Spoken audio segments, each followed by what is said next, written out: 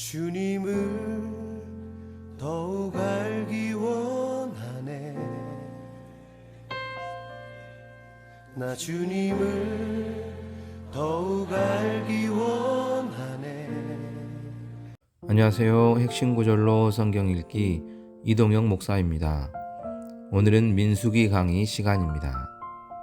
그럼 강의를 시작하겠습니다. 민수기를 70인역에서는 민수기로, 히브리어 성경에서는 베미드바르, 광야에서로 표기하였습니다. 하나님의 구원의 완성은 애굽에서 나와서 광야를 통과하여 가나안에 입성하여 그 땅을 정복하는 것입니다. 애굽과 광야 그리고 가나안은 뱀의 후손들이 자리 잡은 곳입니다. 창세기 3장 15절의 예언을 성취해야 합니다. 애굽에서 이스라엘의 싸움의 대상은 바로였습니다. 그러나 광야에서의 이스라엘의 싸움의 대상은 아말렉과 섞여 사는 잡족들과 모압과 미디안과 에돔이었습니다. 민수기에서 영적인 싸움의 대상은 함의 후손들이 아니었습니다. 아말렉은 에서의 후손입니다. 모압은 롯의 후손이며 미디안인은 구드라의 소생으로서 아브라함의 아들입니다. 에돔은 에서의 별명입니다. 셈족 데라의 후손들, 아브라함의 아들들, 이삭의 아들들, 야곱의 아들들, 레위인들, 그리고 모세를 대적한 이스라엘의 사람들이 뱀의 편에 서서 하나님의 백성인 이스라엘을 무너뜨리기 위해서 이스라엘의 주권자인 하나님과 모세를 대적하였습니다. 광야는 자기에게서부터 시작하여 가정과 아비집의 형제들과 친척과 본토인들이 그 싸움의 대상이 되었습니다. 광야에서의 뱀은 자기와 육체와 정과 욕심과 세상이었습니다. 이것들은 십자가에 못 박아야 할 옛사람의 영역입니다. 민수기는 광야 40여 년의 여정을 말씀하고 있습니다. 광야를 통과하는 영적인 무기는 믿음과 순종이었습니다. 애굽에서 이스라엘이 고난과 바로와 외적인 황금과 싸웠다면 광야는 자신과의 싸움, 내적인 싸움입니다. 애굽에서 구원을 받은 하나님의 성도들이 가나안 땅을 기업으로 받기 위해서는 42군데의 훈련의 장소를 통과해야 합니다. 모세가 여호와의 명대로 그 노정을 따라 그 진행한 것을 기록하였으니 그 진행한 대로 그 노정은 이러하니라. 이 훈련을 통과하는 자가 비로소 가나안 땅을 기업으로 받았습니다. 애굽에서 가나안까지의 노정은 영적 이스라엘의 철로 역정입니다. 하나님께서 예비하신 연단의 장소를 통과하는 비결은 오직 믿음입니다. 출애굽 후 제2년 2월 1일 하나님의 안식의 땅을 향한 여정에서 부르심을 입은 사람들은 60만 공 3,550명이었습니다. 이들은 20세 이상 된 남자로서 군사로 계수함을 입은 사람들입니다. 그리고 이들은 하나님의 군대로서 진으로 편성되었습니다. 성막을 진 중앙에 두고 그 주변을 제사장과 레위 지파가 둘러싼 뒤 주변 사면에 12지파를 배치했습니다. 유다 지파를 선두로 하고요. 이렇듯 정교한 배치는 하나님의 거룩한 임재가 이 민족의 존재의 중심에 있음을 상징합니다. 예수 그리스도로 말미암는 성도의 영적인 소속은 매우 중요합니다.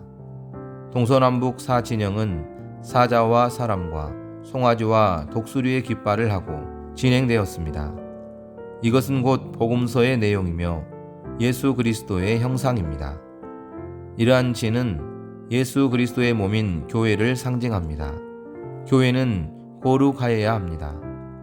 성도의 가장 강력한 무기는 성결입니다. 그러므로 민수기는 성결을 심도 있게 다룹니다. 성도가 하나님의 안식의 땅에 이르는 여정은 영적인 전쟁을 통해서 가능한 것입니다. 영적인 전투에서 가장 중요한 영성은 거룩입니다. 쉴 틈 없이 시험하는 마귀의 계계를 알고 이겨야 합니다. 여기에서 모든 이스라엘 장정이 실격하여 넘어졌습니다. 다베라에서 원망과 기브롯 핫다와에서 탐욕으로 모세를 비방함으로 미리암은 나병에 걸립니다.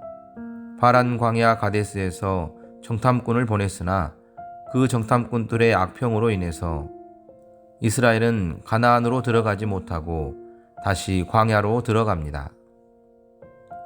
안식일의 일함으로 실격하고 반역으로 저주받고 이로 인하여 아론의 권위와 제사장과 레위인의 직무성별과 정결법을 명령합니다. 무리와 물로 인해 모세도 실격을 당하고 가데스에서 미르암이 죽고 호르산에서 아론이 죽습니다. 또 길로 인해 원망하다가 불뱀의 심판을 받고 모압 평지의 진을 치게 됩니다. 모두가 바란 광야에서 불신앙으로 실격하였습니다. 원망과 불평, 그리고 불순종과 탐욕과 거역과 불신앙과 우상, 그리고 음란은 하나님의 백성으로 하여금 안식의 땅 가나안에 이르지 못하게 하는 악한 마귀의 계계이며 시험입니다. 이러한 시험을 믿음으로 이겨나가야 합니다. 하나님의 약속을 불신하여 원망하는 것은 하나님의 권위에 도전하는 것입니다. 적어도 성도는 이러한 영적인 범죄는 하지 않아야 합니다. 마귀의 시험은 이스라엘이 모압 평지에 이르렀을 때까지 계속되었습니다. 하나님의 약속이 성취되기 직전까지 마귀의 도전은 쉬지 않습니다. 하나님은 발람의 입으로 이스라엘의 축복을 명하셨지만 모압 왕 발락과 발람의 괴계로 이스라엘은 시딤에서 모압 여인과 음행함으로 연병으로 심판을 받습니다. 그들은 모압에서 음행으로 실격하였습니다. 결국 광야 생활에서 2명을 제외하고 60만 공 3,548명이 실격한 것입니다. 영적인 훈련에 승리한 새로운 세대에게 기업을 주시려고 하나님은 모세에게 여리고 맞은편 요단가 모압 평지에서 인구 조사를 명하십니다. 연단의 과정을 통과한 두 사람 갈렙과 여호수아 그리고 새로운 사람들을 포함한 하나님의 백성들은 60만 공 7,730명이었습니다. 하나님의 약속에 합당한 믿음을 소유한 자들에게는 그 기업이 주어집니다. 그러나 하나님의 약속에 합당치 못한 불신자들에게는 이 기업을 빼앗아 받기에 합당한 자들에게 나누어 주십니다. 그러므로 우리는 언제 어디서나 하나님의 뜻에 합당한 자로 있어야 합니다. 그리고 하나님은 연단의 과정을 통과한 이들에게 또 한 번 거룩을 요구하시면서 기업을 나누어 주셨습니다. 가나안 땅을 기업으로 받는 것은 그 기업을 받아 소유하기에 합당한 자격을 갖추어야 합니다. 진주를 돼지에게 던질 수 없는 것처럼 하나님의 약속과 그 기업을 소중하게 여기는 자에게 하나님의 약속은 계속됩니다. 우리의 삶 속에서 하나님의 말씀이 이루어진다는 것은 가장 큰 축복 중에 하나입니다. 은혜를 받는 것은 중요합니다. 그러나 받은 바 은혜를 간직하는 것은 더 중요합니다. 여호수아와 갈렙처럼 처음 받은 바 은혜와 나중 받은 바 그 기업이 동일해야 합니다.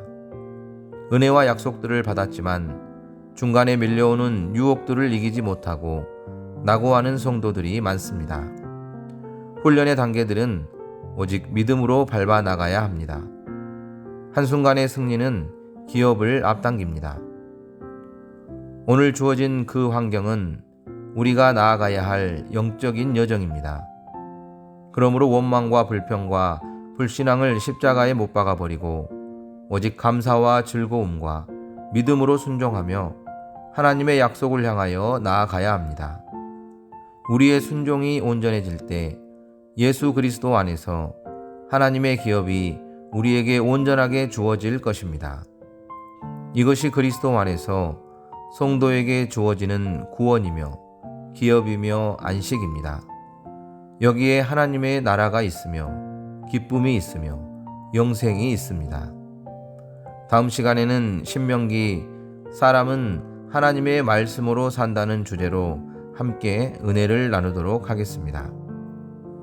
그럼 다시 만날 때까지 주님 안에서 평안하시고 건강하시길 바라며 여기서 마치겠습니다. 감사합니다.